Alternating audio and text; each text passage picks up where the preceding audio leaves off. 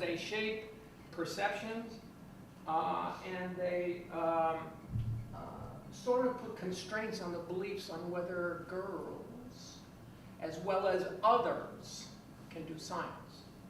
Now we're at this conference here, we're talking about diversity, inclusion, a diversity of learners. For some reason, we are judged by our covers. And if our covers say, give a perception that I don't think you can do science because you're blind, I heard a presenter this morning, or you're in a wheelchair, or you're this, or you're autistic, or you're autistic. You're going to hear Dr. Brandon tomorrow. Why are we doing that? When are we going to realize that you're not seeing the whole person on what he or she can do? But that's what happens. Okay. All right. I got to ask you here, what message, and we may have already answered it, what message is conveyed to students by these drawings, or by society in general, regarding what scientists are? What might you infer? Nobody else can do it. Okay. But them. But them. I know the presenter right before this talked about they weren't sure if she had the intellectual abilities to do that. Smart. Yeah. Interesting. All right. Well, let me share the story. Okay. Here's project-based learning at George Mason High School. I have to tell you that all the students in here are either ESOL or special ed. I think this is the ESOL group that I'm sharing with you. In Virginia, we decided, because of biology being a foreign language, too many concepts to teach throughout the year, a lot of our students, especially ESOL and special ed students, were having a difficult time acquiring the knowledge-based skills and dispositions associated with biology education. And they were not doing successful, not only in the class, but also on the state test. Duh, couldn't tell you that, all right? So the Commonwealth of Virginia decided last school year that we can offer what's called an environmental science class. You can start school year 2018-19 or 19-20. We decided to do it last year. My specialty happens to be in ecology, right? My interest happens to be with special learners and ESOL students. I'm not certified in either, but I have a big reading content background. And if you know about the tools you have to help those kinds of kids, like SciOp and some other ones, then you can use those. Anyway, the other unique situation we have at George Mason is that I have co-teachers. So I have, in one environmental science class, I have a special ed teacher working with me. The other environmental science class, I have the ESOL teacher working with me. Plus, and I'm going to talk about this later, I have a reading teacher and some resource teachers available to me, or a team. Talk more about that later, okay? These are the guys and gals. We're doing a stream monitoring for the Virginia Department of Environmental Quality. The data we collect goes to Richmond, Virginia as part of the database. I'm the quality control person. And what are we monitoring there? The kids are doing chemical testing of the water. But this also happens to be one of the sites that we monitor for DEQ for E. coli bacteria. It's an impaired stream. A lot of bacteria in the water. You don't want to drink that water. You don't want to even swim in that water, or bathe, or just walk through it. It's highly contaminated. All right. We work with the U.S. Park Service in my favorite area, the Shenandoah National Park, where we would go on the Appalachian Trails and remove invasive plants. So I connect with our forestry studies and talk about invasive species. And rather than me doing a lot of that in the classroom, I go with the U.S. Park Service to remove invasive plants. So we do a service. We provide a service role for the Park Service, and we spend the day there. Okay. Trout in the classroom. Some of you may have heard of this. This is a joint project run by Trout Unlimited, your local Trout Unlimited. It's a national organization. And in the case of the Commonwealth of Virginia, it's the Virginia Department of Game and Inland Fishery. What you see here, all right, now this includes special ed and ESOL students. What you see here is we get trout in eggs in early October. I have a 75-gallon tank in my classroom, and we raise the fish. And by April, May, they're like this. You can see them in the bucket here. But here's what I do. I use that as a context to teach a lot of science, like biogeochemical cycles, pollutants, okay, temperature, pH, growth rates, and so on. But I put the kids in charge of it. I train them. You guys need water, check the pH, nitrates, nitrites, phosphate. You need to check that every other day in the tank. You need to feed them. You need to change the water. You need to clean their filter. I'm like a conductor. All I do is train, orchestrate. You guys do it. Boom. Let me know if you have problems. They do. But they're learning cooperation.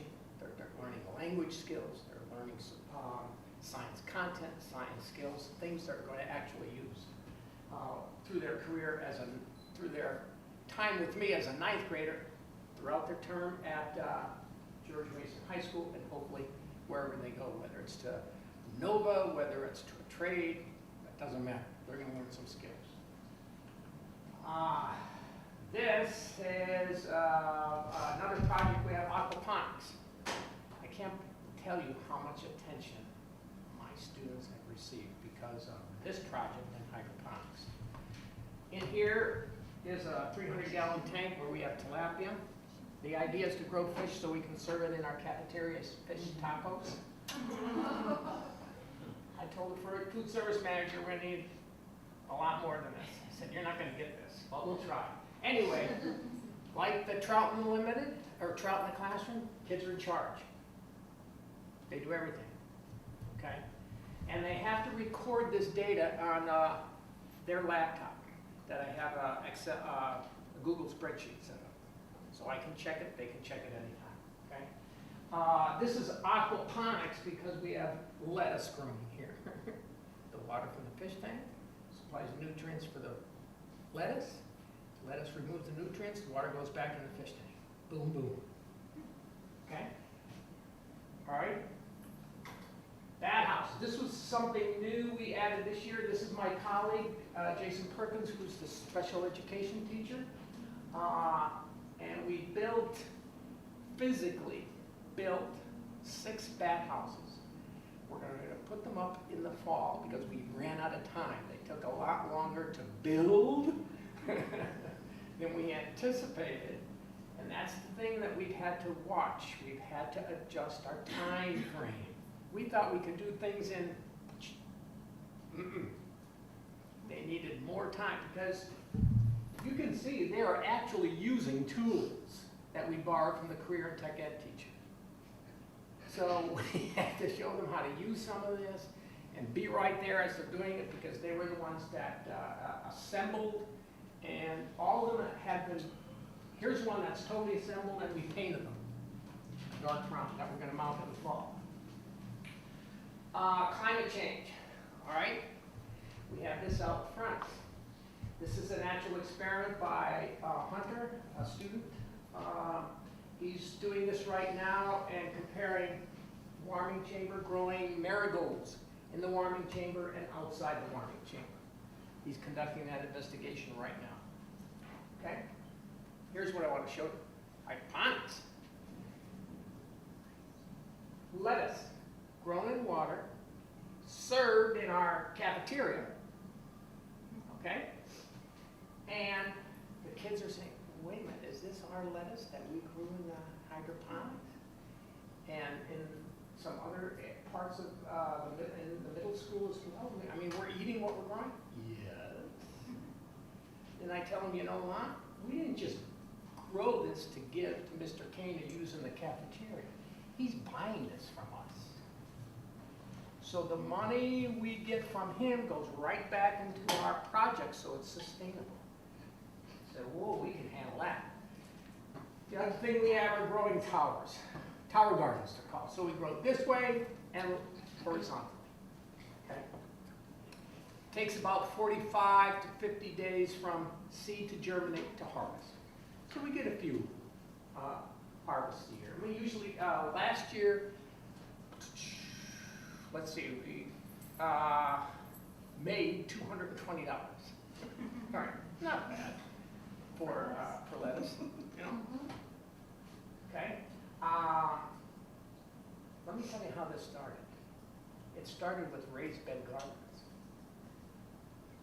We had an idea and said, and the food service manager came and said, let's talk, what do you think about growing some food so I can serve in the cafeteria? I said, oh, there's no way. This is a school with 800 kids. We can't grow enough food for you guys. Let's start small anyhow. Let's try it. And then we talked to the kids. And based upon, here's something else you have to remember about some of these kids, especially the ESOL, is that there's a connection with them of gardening, especially the Hispanic kids. Because they said, oh yeah, we have our own gardens at home. Or we come from a country, El Salvador, Honduras, where this was standard practice for us. In our case, they have migrated to the area to work on the agriculture-based there. So we had a hook that we didn't even know we had. And all of a sudden, it worked. So then we said, all right, let's take it further. We start with raised beds that the kids tell us what they want to plant. We go and buy the plants instead of starting them from seeds. They plant them, they water them, they remove weeds, boom. But we can only do that during the summer, or spring, summer, and fall. I said, no, we can't do this. I need to be able to teach photosynthesis anytime I want to, or talk about nutrients and talk about chemicals, how those serve micronutrients, help that grow. I need to be able to talk about this, this, and this at any time, not just during certain types of the year. So then I took the food service manager, and I said, why don't we build a greenhouse? Well, we got money for it from a foundation, but the city gave us problems and said, ooh, we got to do this, too many roadblocks. I said, okay. Then I went to Virginia State University and said, help me here. And they said, why don't you do it inside? Greenhouse inside? No, hydroponics. So to make a long story short, we asked the funding agency who gave us the money, said, instead of the greenhouse, can we go inside? Can we put the money toward? Go ahead, do it. So we did. So we went from raised beds, concept of a greenhouse, to hydroponics. We received so much attention locally and region-wide and statewide. And we said, oh, we're onto something here. So to make a long story short, I'm not going to talk about these two. When you get a chance, Google this, because now we're going high-tech. I'm not going to tell you anything more about that. This is going to be implemented next year. This is the other thing we're doing next year, okay? AKA drones. All right. So this is what we like to do is I like to teach science the way science is practiced. In this case, biology. In this case, using those contexts to teach what I need to teach. Okay. All right. Am I on time here?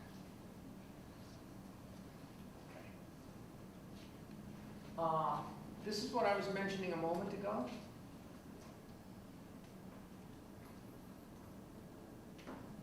We have collaborative teams because I can't do this myself.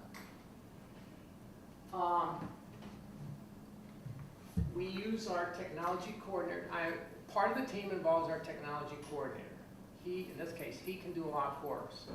All right. He was a PI, co-PI with me and the career tech ed teacher on the drone that we just got from a grant from the American Society of Mechanical Engineers. All right. The Fine Arts Department is involved because they just made some signs for us to show all these projects that I just showed you before, so we can have signage, so we can show our parents and the community. When they come to football games, basketball games, they come to back to school night, they can see, whoa, look what the kids are doing in climate change. Look at the Trout in the Classroom project that they're doing. Look at the Aquaponics and so on and so forth, okay?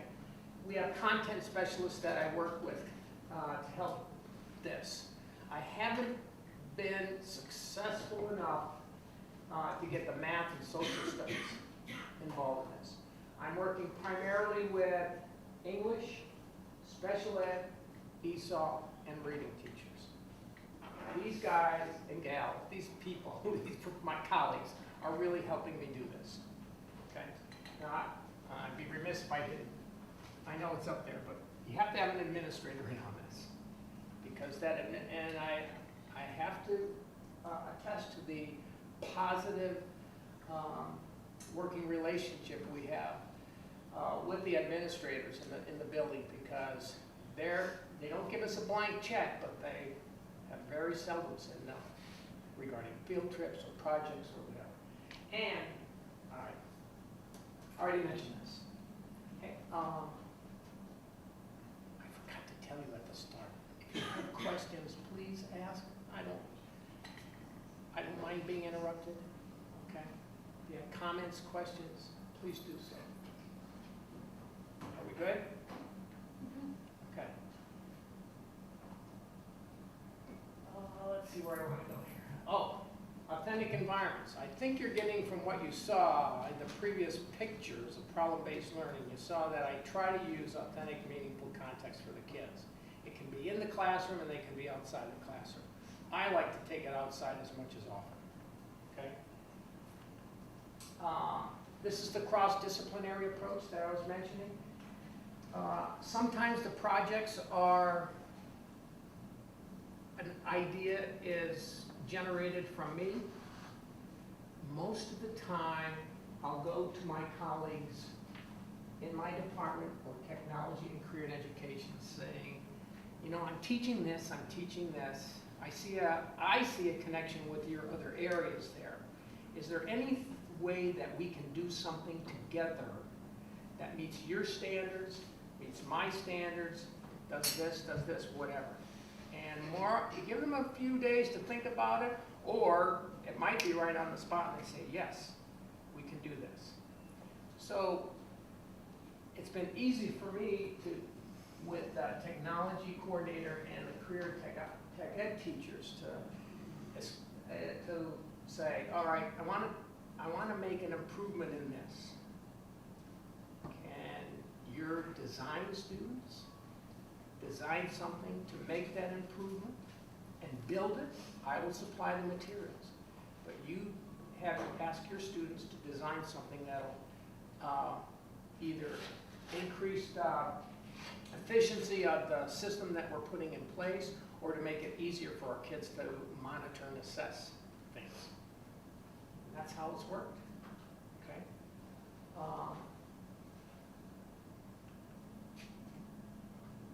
So here's the CIA. Okay. The curriculum,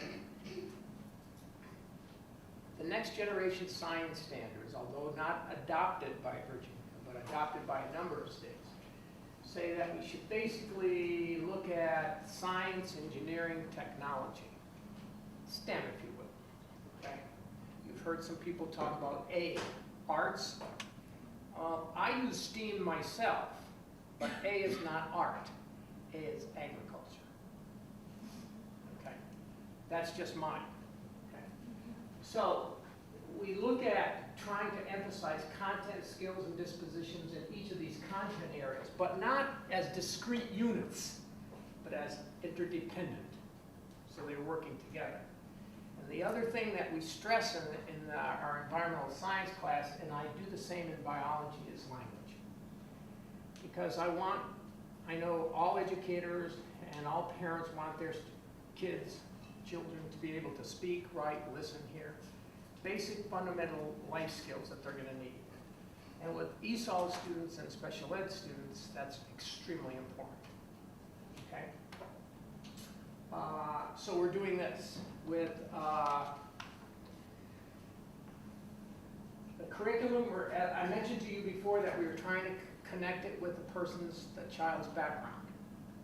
Okay, and that serves as an anchor and a starting point for them to become engaged, because it's meaningful, it's concrete to them, okay? And we're connecting it to some prior experiences.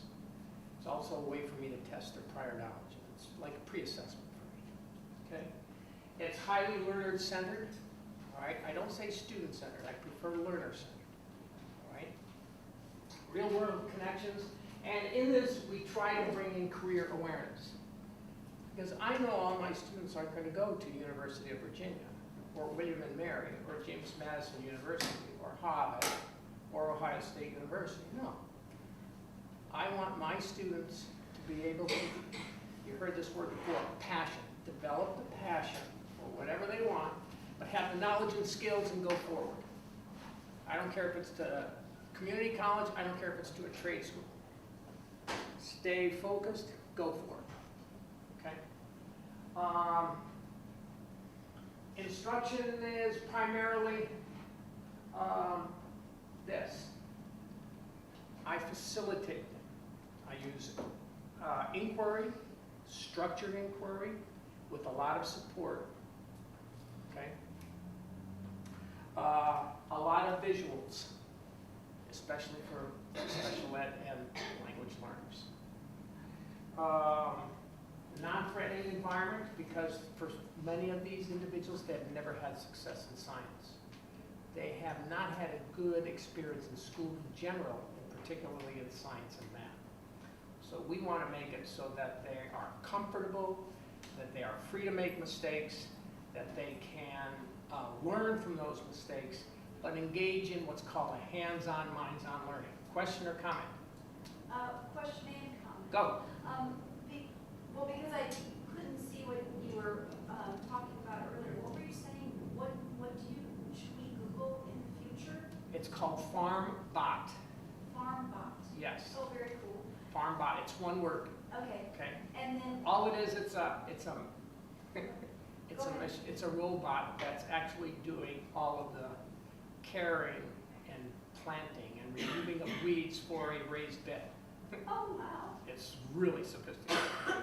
Now, go ahead, your comment. And my comment is, I mean, this just really sounds so cool and so involved simply because I'm sure your kids even made comments about it, the results that come from it, you know, and just the things they, you know, learn from it. I mean, and this is kind of how things are going in the future environmentally, you know, with the hydroponics and stuff like that. So I just think it's so cool. Thank you, yes. And that, I know the students would agree with you, because they can become physically involved, and at the same time, by that physical involvement, become mentally involved.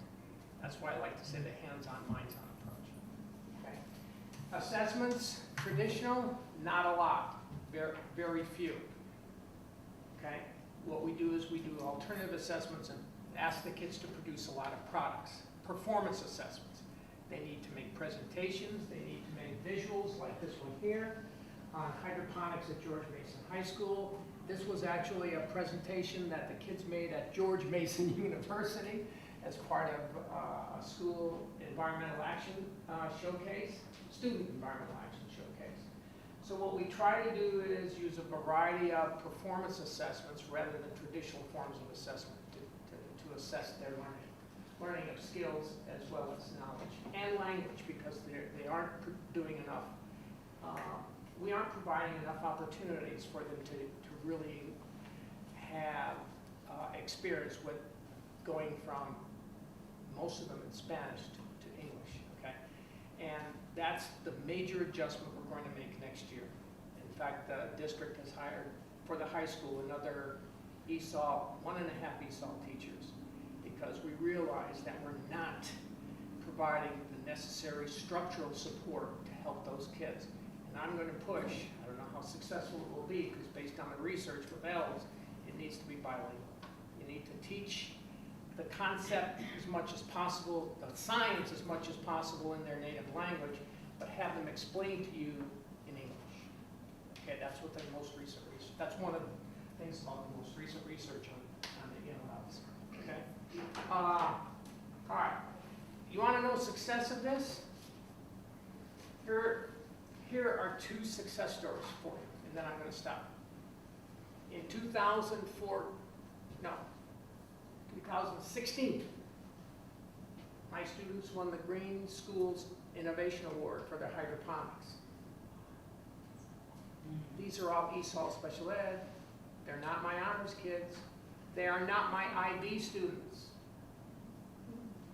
I'll take it one step further. Same type of kids, ESOL special ed. 2017 Presidential Environmental Youth Award. Not honors, not IB, not my general bio kids, ESOL special ed. These two awards have never been awarded to George Mason High School. But in 2 years, our students got both. Okay? And because of them, I got sort of something an award. I was asked to write an article in the American Biology Teacher. And this was in April of 2019, it appeared, on hydroponics. Farm to classroom, case study in ecocentric biology education. You don't think these kids are excited? You don't think these kids are motivated? You don't think they are going around with head a lot higher than what they were before and saying, I can do science. There it is right there. I can explain science because when people come visit from Arlington County Schools or Loudoun County, or when they are interviewed by Do Center for or NPR, they are communicating. And I'm sitting there watching them and saying, are these the same kids I had? Were these the same freshmen I had? Because at that point they were like 11th and 12th graders, still involved in the project even though they weren't in my class. So, that's it. Any questions or comments? I have one. Oh, I'm sorry, yes. First, sir. Hi, yes. My name is Sharice. Hi, Sharice. Sharice, hi. I'm a teacher here at the Ohio School for the Deaf. And absolutely, I can relate to your experience in teaching bilingually. Our students have their native language and English as a second language as well for deaf students. Their native language, of course, is American Sign Language. And then they read and write in English, which is their second language. So this bilingual approach is what we've been working with at the School for the Deaf. And I've been struggling to try to set up performance-based assessment, PBA. So I'm focused on how you do it, right? What is the prior preparation you need to do before you're able to have the PBA? It's a really good question, and I'm glad to hear what you're doing.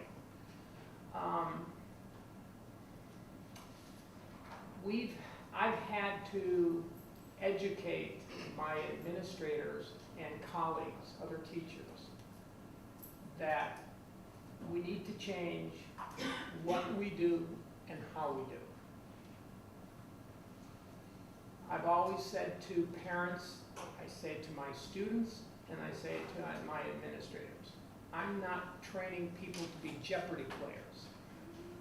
I'm training individuals who will learn big ideas and can use that information, apply it to situations in real world contexts.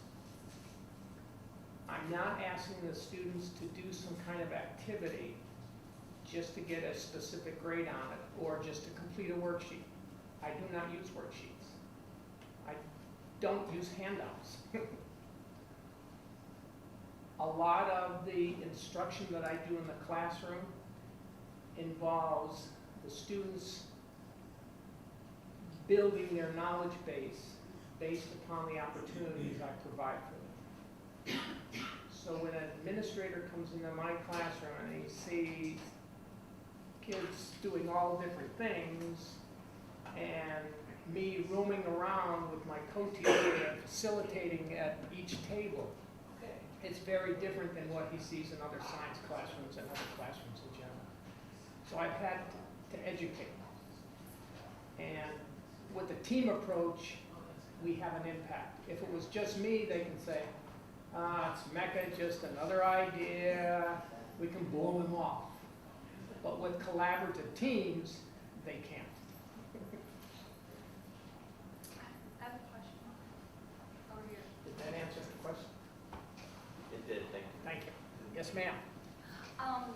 What are their sources of information? Like, do you have like a textbook? Do they use online, or do you give them like a pre-activity lecture or something to give them like a foundational bit of information for them to work on and build on? We do have a textbook specifically designed for, it's based on UBD, Understanding by Design, and specifically designed for special ed students. But they struggle with it. My English language learners struggle with it, even though some of it is in Spanish. Because what I have is I have a wide range of cognitive abilities in that classroom. And in some cases, I have individuals that even do not even have content acquisition in their native language. So I'm dealing with a huge range, yeah, which is a problem. So I don't use the textbook as often as we did in the beginning of the year because we realized that that wasn't working. I use graphic novels, which helps, okay?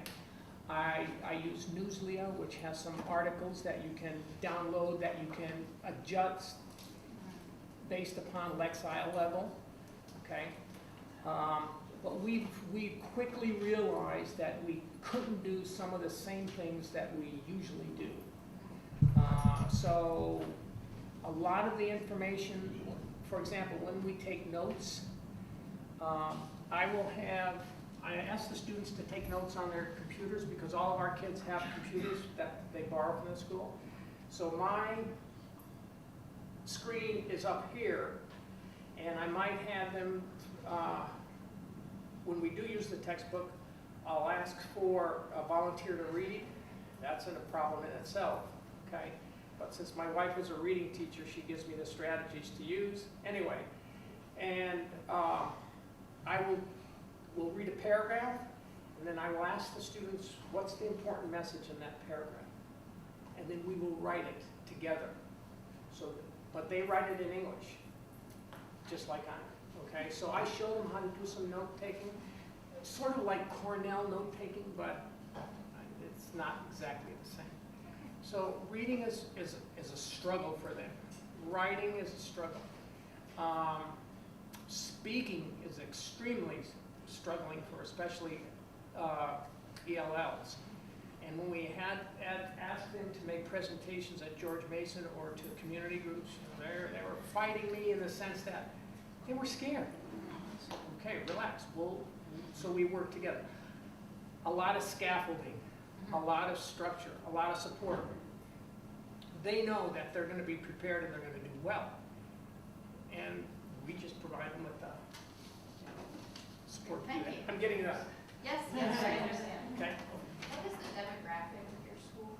Like, about how big is it? What kind of area are you in? I'm not from Virginia. I don't know. Like, I'm outside of Washington, D.C., so you can probably think that demographics is pretty high. Most of the parents in our community work for the federal government or for Google, Microsoft, Northrop Grumman, stuff like that, okay? We do have an increase in population of special ed and ESOL students because our district is known for meeting their needs. But primarily it's Caucasian. to follow up with that, what disability categories do you see most in your, if you have all disability categories, is it mostly LD, OHI kids? Is it, when you say special ed, what do you have? I have individuals that have learning, OMD, autism, Asperger's. I have the range, which is nice for me because it challenges me to try to meet their needs, and that's where the special ed teacher comes in. If any of you, I know I'm holding up this gentleman here, if any of you have questions, you've got my email, right? Okay. Thank you for coming, I really appreciate it.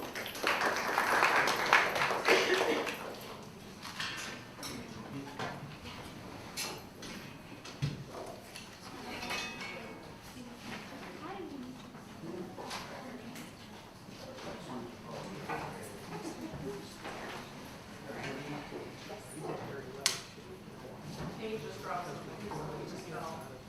Maybe it's Kate. Talk over, yeah. It's Kate around the other side. Just saw it fall from the other side.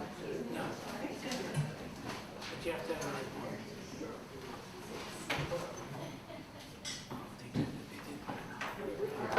Do you want that?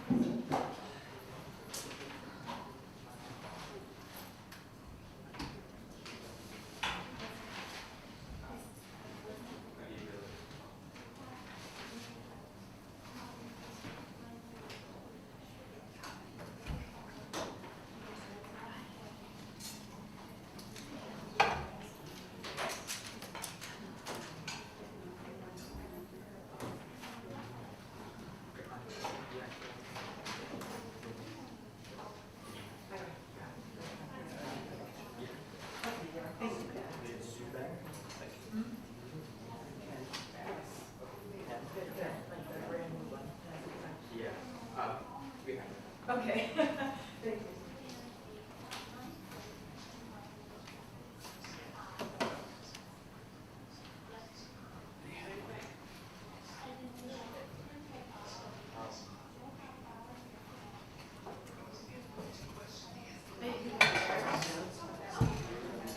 This is going to be both languages.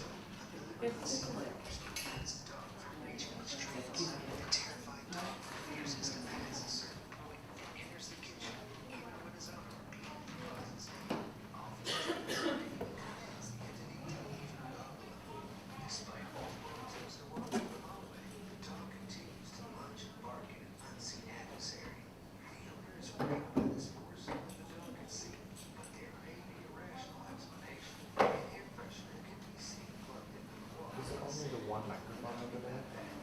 Just one mic?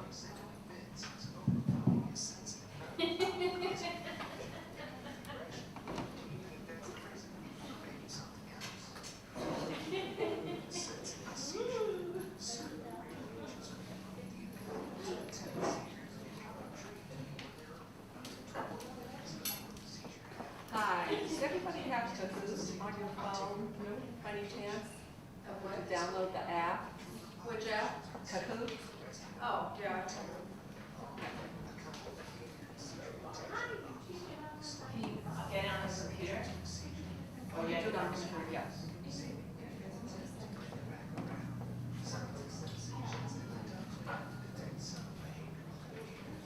Is it purple? Purple page? Yeah. It's- Oh, this is update, I guess I do have it. I know most people do, I don't watch. Kind of old. My name is Tina. Are you maybe over here?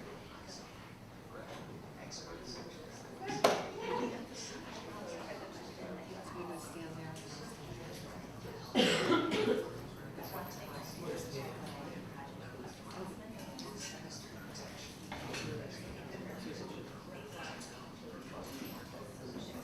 I think it'll work for me, but. You don't have You were in here this morning. well, they had a USB connection. Which one do you have?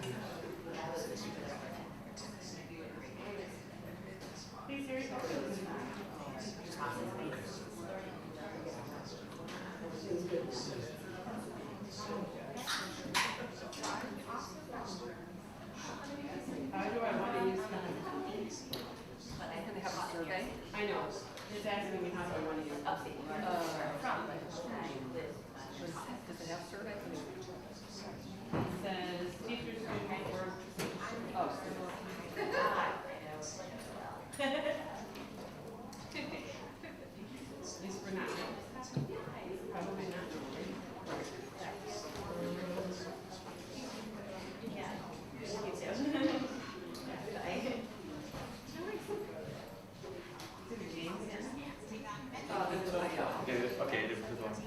Just the USB to make. Yeah, organically here.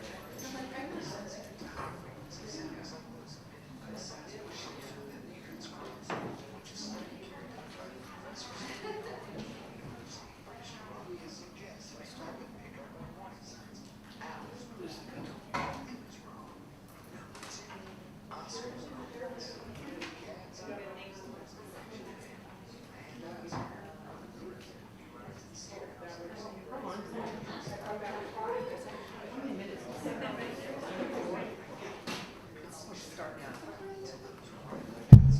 Sound at 3:55. Go ahead. You can do whatever you want, there's no sound, you should have brought like, do you want my earbuds?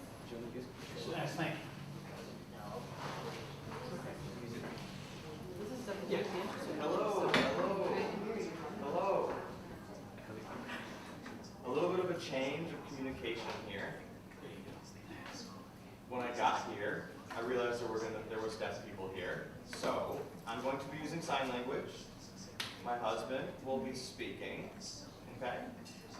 So a little bit of turn taking here. I hope you guys don't mind.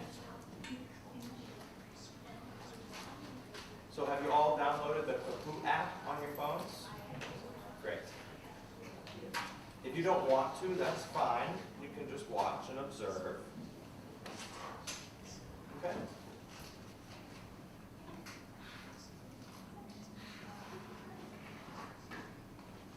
So let me introduce who we are.